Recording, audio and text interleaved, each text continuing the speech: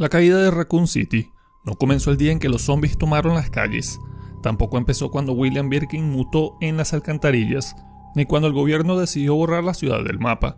En realidad, el desastre había comenzado mucho antes, de forma lenta, silenciosa y casi imperceptible, cuando una sola corporación echó raíces en cada rincón de la vida de una ciudad entera.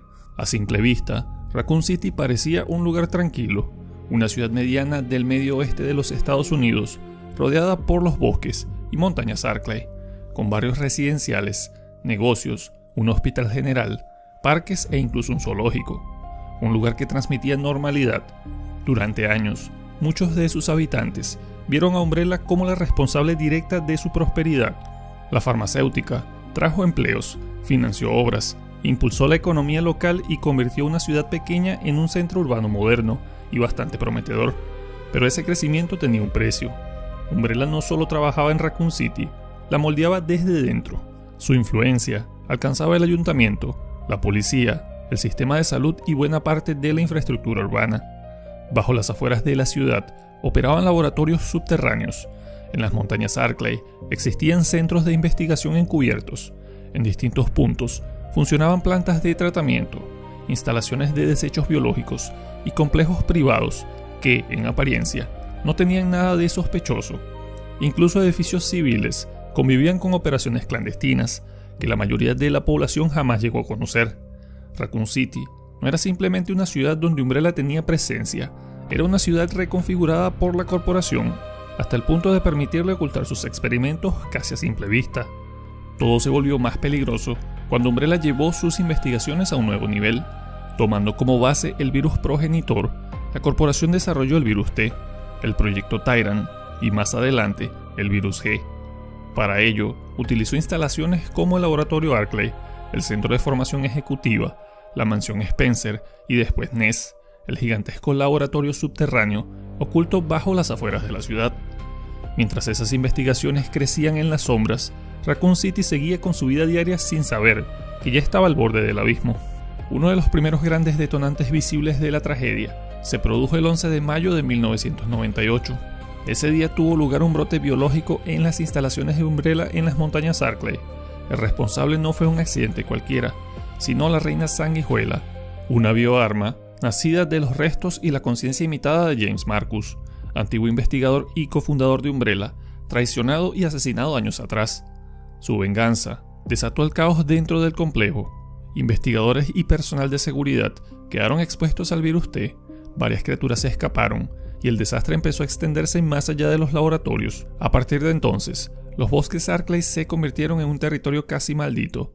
Perros infectados, más tarde conocidos como los Cerberus, escaparon al exterior.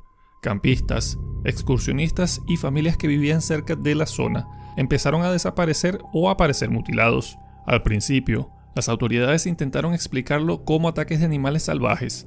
Se habló de osos, de perros ferales e incluso asesinos ocultos entre la maleza. Pero conforme las víctimas aumentaban, aquellas explicaciones dejaron de sostenerse.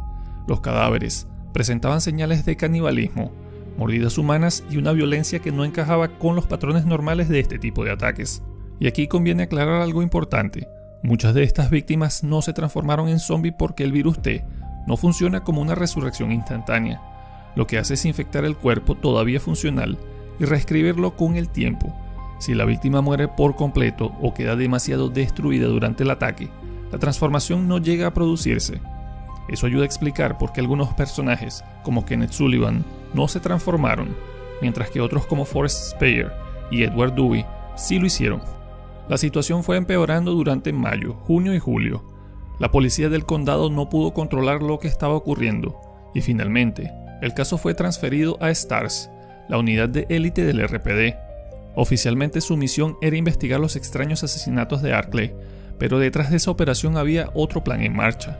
Albert Wesker, capitán de STARS y agente encubierto de Umbrella, pretendía usar a sus propios compañeros como sujetos de prueba frente a las armas bioorgánicas de la corporación.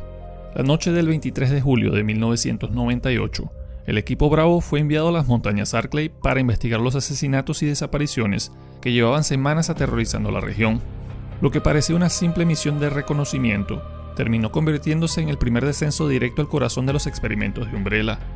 En paralelo a esa operación, se desarrollaron los hechos de Resident Evil 0, donde Rebecca Chambers descubre que el desastre no era una cadena de crímenes aislados, sino la consecuencia directa de un brote biológico en las instalaciones de Arklay y del regreso de un mal enterrado hace tiempo. Al día siguiente, el 24 de julio, tras perder contacto con Bravo, el equipo Alpha fue enviado a buscarlos. Chris Redfield, Jill Valentine, Barry Burton, Joseph Frost, Brad Beaker y Albert Wesker llegaron a la zona esperando encontrar a sus compañeros. En su lugar hallaron restos de violencia, el helicóptero abandonado y casi de inmediato el ataque de una manada de Cerberus.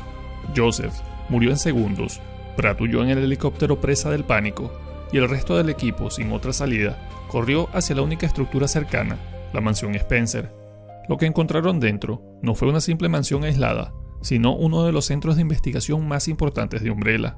La mansión estaba infestada de zombies, criaturas mutadas, trampas mortales y laboratorios ocultos bajo sus cimientos. Allí, Chris, Jill y Barry fueron descubriendo que todo lo ocurrido en Arklay tenía un origen común: el virus T, las bioarmas creadas por Umbrella y el proyecto Tyrant. Lo que hasta entonces parecía una serie de ataques salvajes resultó ser la consecuencia directa de años de experimentación clandestina. A medida que avanzaba la noche, también salía a la luz la traición de Wesker. Su verdadero plan no era salvar a STARS, sino usarlos como sujetos de prueba frente a las armas bioorgánicas de Umbrella, obtener datos del proyecto Tyrant y después fingir su propia muerte para escapar del control de la corporación. Sin embargo, los acontecimientos de la mansión no salieron exactamente como esperaba, y la intervención de Chris y Jill terminó alterando parte de su plan. Barry fue manipulado mediante amenazas contra su familia, y el grupo acabó descendiendo a los laboratorios subterráneos, donde Umbrella quedaba finalmente expuesta. Humanos usados como material desechable, monstruos diseñados para la guerra, y el T-002, el arma definitiva de aquella instalación. La mansión terminó destruida, y solo un pequeño grupo de supervivientes logró escapar: Chris, Jill, Barry, Rebecca y Brad. Wesker fue dado por muerto, pero la derrota de Umbrella en Arklay no significó el final del peligro latente. Al contrario, fue el comienzo de un desastre mucho mayor.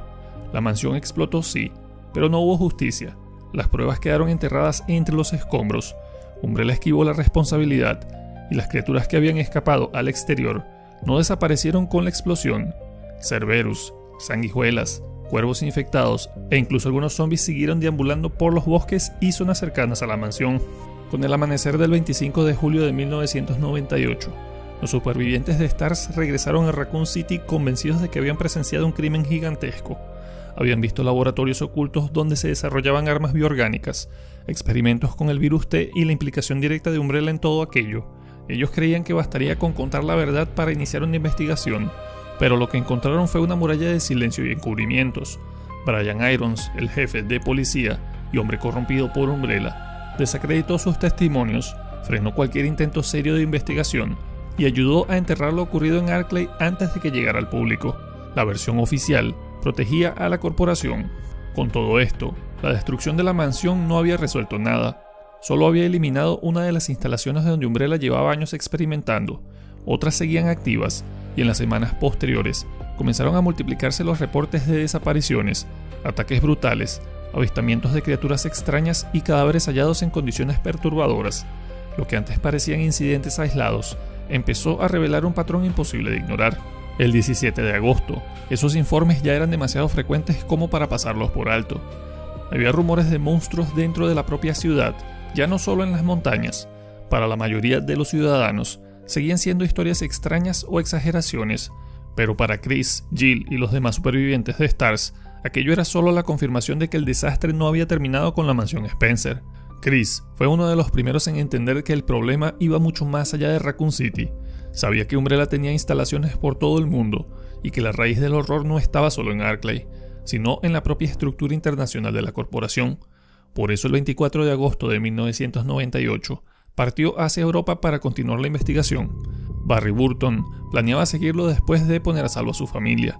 Jill Valentine, en cambio, decidió quedarse en la ciudad para seguir la pista de las instalaciones ocultas que Umbrella aún mantenía allí. Esa separación sería decisiva, porque cuando Raccoon City finalmente cayera, Jill no estaría entrando en una pesadilla nueva, sino en la continuación directa de la verdad que había intentado exponer desde julio. A partir de ese momento, la ciudad entró en una fase extraña, casi irreal. Todavía no era el apocalipsis abierto que veríamos después en Resident Evil 2, Resident Evil 3 y Outbreak, pero tampoco seguía siendo una ciudad normal. Había personas con fiebre alta, necrosis, cambios de conducta y episodios de agresividad, llegando al hospital con síntomas que muchos médicos no sabían explicar. ¿Pero por qué hay personas infectadas en este punto? La razón es que antes del derrame causado por Birkin, la ciudad ya venía contaminándose desde varios frentes. El brote de Arklay había dejado escapar criaturas al exterior. La planta P-12A llevaba tiempo filtrando residuos biológicos que ya no podía procesar, y varias instalaciones conectadas a las alcantarillas y al entorno urbano mostraban señales de infección desde junio. En otras palabras, el desastre no vino de golpe en septiembre, llevaba meses avanzando en silencio. Lo más perturbador es que todo esto ocurría mientras las autoridades seguían fingiendo que la situación estaba bajo control.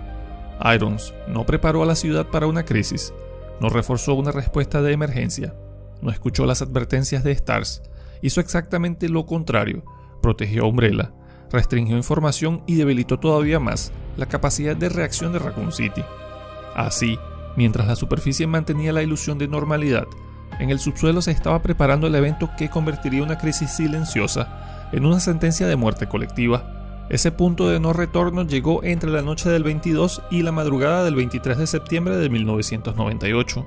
El centro de ese desastre fue William Birkin, el científico estrella de Umbrella USA y responsable directo del desarrollo del virus G en Nest. Birkin ya no era solo un investigador brillante, también era un problema para la propia corporación. Después del incidente de Arklay, había acelerado sus negociaciones para vender su investigación al gobierno estadounidense y escapar con su familia, convencido de que Umbrella acabaría cayendo tarde o temprano, o de que la compañía terminaría arrebatándole su trabajo y eliminándolo de la misma manera en que lo hicieron con Marcus. Y cuando Umbrella descubrió esa traición, decidió actuar. Para recuperar el virus G, envió a un equipo del servicio de seguridad de Umbrella liderado por Hunk, con la orden de capturar a Birkin y extraer sus muestras. La intención inicial era llevárselo con vida, pero si se resistía debían neutralizarlo. La operación parecía simple: entrar en el laboratorio P4 de Nest, someter al científico, tomar el maletín con los viales y salir antes de que nadie pudiera reaccionar, pero todo salió mal casi de inmediato. Birkin intentó defender su trabajo, y en un mal movimiento fue abatido a disparos por J. Martínez y quedó mortalmente herido. Aún así, conservaba una última carta, una muestra del virus G que había ocultado para sí mismo. En un acto desesperado, se lo inyectó directamente. Lo que siguió fue la transformación del científico en la primera forma de una criatura G, una abominación impulsada por el dolor, la rabia, el instinto y la necesidad de recuperar aquello que Umbrella intentaba arrebatarle. En esta etapa, Birkin todavía conservaba parte de su conciencia, y este acto no solo selló su propio destino, sino también el de toda la ciudad. Después de mutar, Birkin alcanzó al equipo en las alcantarillas. La emboscada fue brutal. En medio del ataque, el maletín con las muestras se abrió, y varias ampollas del virus T se rompieron, y quedaron derramadas en el entorno. Poco después, un grupo de ratas entró en contacto con ese material y se infectó. Aunque no se convirtieron en un enemigo importante dentro de los juegos principales, sí formaron parte clave del brote, porque llevaron la contaminación desde las alcantarillas hasta el suministro de agua de la ciudad.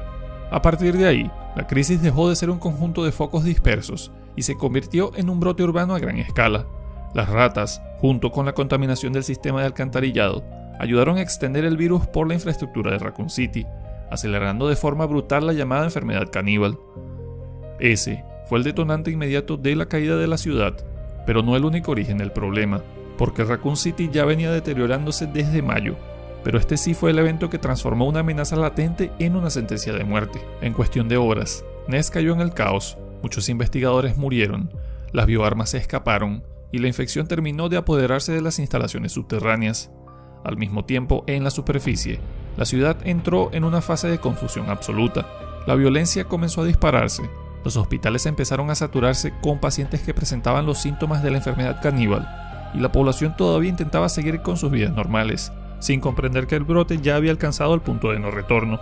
Con todo fuera de control, Raccoon City entró en su fase más caótica entre el 24 y el 26 de septiembre.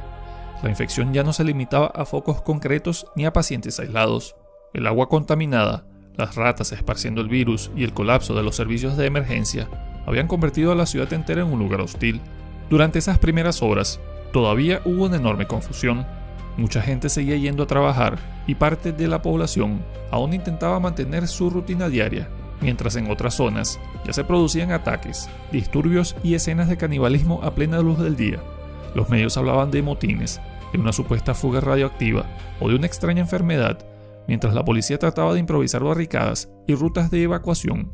El problema era que la situación real ya había superado cualquier historia oficial. En otros rincones de la ciudad, esa confusión ya se estaba convirtiendo en horror puro. Los juegos de Resident Evil Outbreak, File 1 y File 2 muestran cómo el brote golpeó primero a la gente común. Clientes atrapados en un bar, civiles corriendo por techos y callejones, policías intentando improvisar rutas de escape y edificios enteros convertidos en trampas mortales. Pero el caos no se vivía solo en grandes avenidas o edificios gubernamentales, también se estaba desatando en restaurantes, hoteles y calles secundarias, donde muchos ciudadanos seguían sin entender qué estaba ocurriendo hasta que ya era demasiado tarde. El RPD y los servicios de emergencia no podían manejar la crisis, y no solo colapsaron la policía y los hospitales. Outbreak File 2 también deja claro que los intentos de evacuación civil se estaban derrumbando por toda la ciudad. El zoológico, por ejemplo, terminó convertido en otro escenario de muerte, con los animales infectados y una ruta de escape en tranvía que tampoco logró sacar a los supervivientes del infierno. Esto amplía la escala de la tragedia aún más, porque Raccoon City no tenía una sola salida fallida, sino múltiples puntos de evacuación que iban cayendo uno tras otro a medida que el brote consumía la ciudad. Y pronto, la situación empeoró todavía más por culpa de Brian Irons, que siguió actuando como protector de Umbrella incluso en plena catástrofe.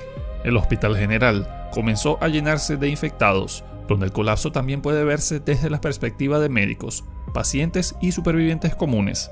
Outbreak muestra el hospital no solo como un simple fondo del desastre, sino como uno de sus epicentros, por razones obvias. Al mismo tiempo, escenarios como Underbelly enseñan que el brote no estaba avanzando solo por las calles, sino también por el metro, las cloacas y la infraestructura subterránea de la ciudad. A la vez, el gobierno estadounidense y el ejército empezaban a intervenir, levantando controles a las afueras de la ciudad, zonas de exclusión y operativos de evacuación, aunque todavía sin comprender del todo que la ciudad se estaba perdiendo por horas. El 26 de septiembre, Umbrella desplegó al Servicio de Contramedidas contra Riesgos Biológicos, mejor conocido como la UVCS. Sobre el papel, su misión era rescatar civiles y ayudar a contener el brote. En la práctica, la corporación también los utilizó para recopilar datos de combate en condiciones reales frente a zombies, mutantes y otras armas bioorgánicas, que ya se habían dispersado por toda la ciudad. Para entonces, algunas de esas criaturas ya estaban presentes desde antes, como los Hunter Gamma, que se movían por las alcantarillas y zonas conectadas al sistema subterráneo. Lo que Umbrella sí introdujo durante esos días fueron otras bioarmas adicionales, entre ellas los Hunter Beta y por supuesto el Némesis tipo T, la criatura enviada específicamente para cazar a los miembros supervivientes de STARS. La VCS fue masacrada con rapidez. Muchos de sus soldados intentaron realmente ayudar a la población, pero la misión estaba condenada desde el principio. Umbrella no había entrado en Raccoon City para salvarla, sino para seguir explotando el desastre hasta el último momento. El 27 de septiembre, la situación llegó a un punto crítico. Marvin Branagh lideró un último intento del RPD por recuperar el perímetro alrededor de la comisaría y convertirla en una base viable de evacuación. La operación fracasó, las fuerzas policiales quedaron diezmadas, los suministros empezaron a agotarse y la estación pasó de ser un símbolo de orden a convertirse en una trampa desesperada para los pocos que seguían con vida. Aquí es donde Outbreak aporta uno de sus elementos más valiosos. El escenario Desperate Times muestra el último esfuerzo organizado del RPD por resistir, evacuar civiles y mantener la comisaría como un punto defensivo viable. Aquí no se trataba solo de agentes atrincherados esperando morir, sino de una resistencia agotada que intentó abrir rutas de escape, proteger refugiados y seguir operando aun cuando ya no quedaban recursos ni esperanza real de recuperar la ciudad.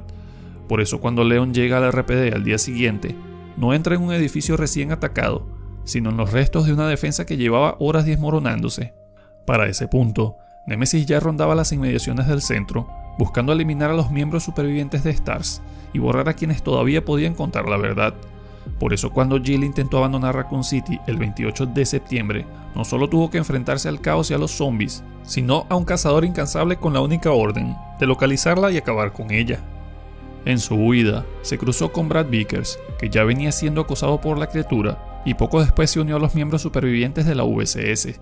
Su plan era alcanzar la torre del reloj y pedir extracción, pero Némesis atacó el tranvía.